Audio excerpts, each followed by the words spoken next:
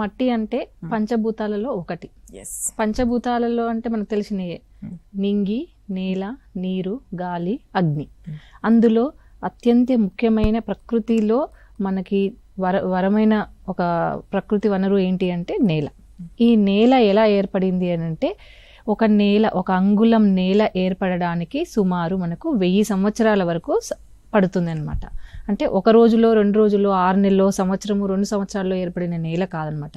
ఈ నేల మట్టి అనేది ఒక అంగుళం ఏర్పడడానికి సుమారు 1000 సంవత్సరాలు పడుతుందని శాస్త్రజ్ఞులు అంచనా వేశారు.